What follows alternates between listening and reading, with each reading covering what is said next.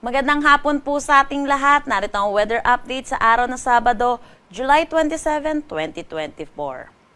Meron pa rin tayong low pressure area na binabantayan dito sa loob ng ating Philippine Area of Responsibility at ito'y huling namataan sa line 770 km east ng Butuan City, Agusan del Norte. Sa ngayon naman, mababa naman yung tsansa nito na maging isang ganap na bagyo within the next 24 hours. Pero kung makikita po natin, ito po ay nasa karagatan pa rin po. Kaya hindi natin inaalis ang posibilidad na ito ay maging isang ganap na bagyo. Pero kung makikita po natin dito sa satellite imagery po natin, yung trough or yung extension po nito ay nakakaapekto na dito sa eastern section ng ating bansa.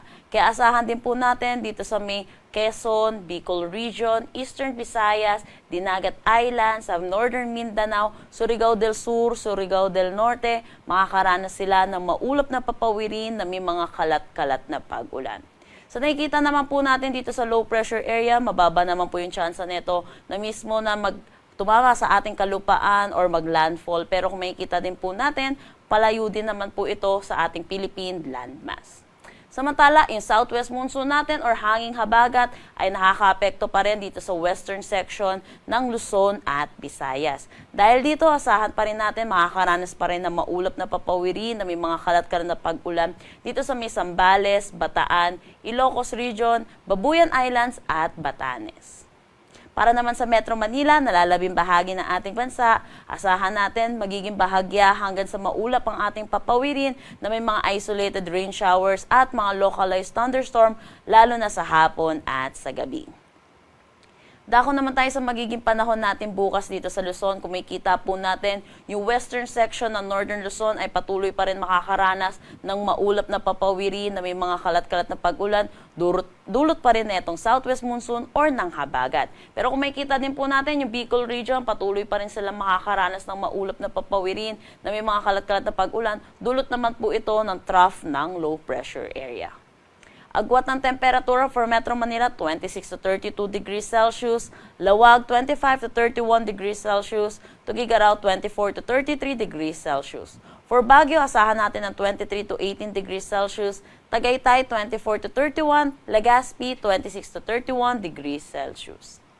Para naman dito sa may Palawan, Visayas at Mindanao, malaking bahagi ang makakaranas ng maaliwalas na panahon. Pero kung makikita po natin, medyo aangat po itong low pressure area at hindi na po makakaapekto dito sa anumang parte ng Mindanao. Kaya kung makikita po natin, ito'y makakaapekto na lang po dito sa may Eastern Visayas. Kaya asahan po natin, makakaranas pa rin sila ng maulap na papawirin na may mga kalat-kalat na pag-ulan.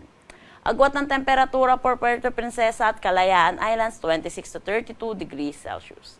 Para naman dito sa Iloilo, asahan natin ang 26 to 33 degrees Celsius, Tacloban 26 to 31 degrees Celsius, at Cebu 26 to 32 degrees Celsius.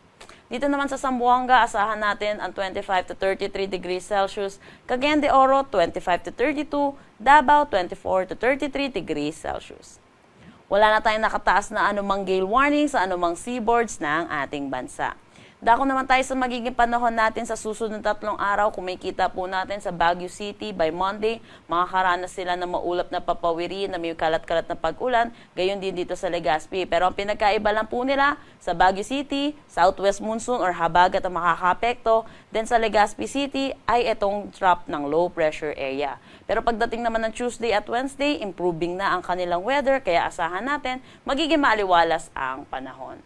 For Metro Manila, agwat ng temperatura, 25 to 32 degrees Celsius, Baguio City, 17 to 24 degrees Celsius, Legazpi City, 25 to 32 degrees Celsius.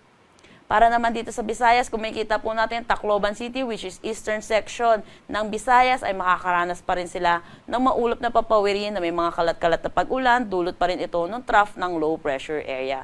Pero kung makikita po natin, for Metro Cebu, Iloilo City, magiging maaliwalas sa kanila throughout the 3 days.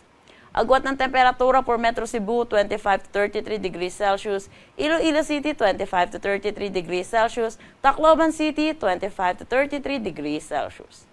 Para naman sa Mindanao, kung makikita natin, throughout the 3 days, magiging maaliwalas ang kanilang panahon. Pero asahan po natin yung mga localized thunderstorm pagdating sa hapon at sa gabi. Agwat ng temperatura for Davao ay asahan natin 25 to 33 degrees Celsius, Cagayan de Oro 25 to 33 degrees Celsius, Zamboanga City 24 to 33 degrees Celsius. Ang sunset mamaya ay 6:27 p.m. at ang sunrise bukas ay 5:38 a.m. Para sa karagdagang impormasyon, bisitahin ang aming mga social media pages at ang aming website pag-asa.dost.gov.ph. At yan po muna ang latest dito sa Pag-asa Weather Forecasting Center. Shanel Dominguez po at magandang hapon.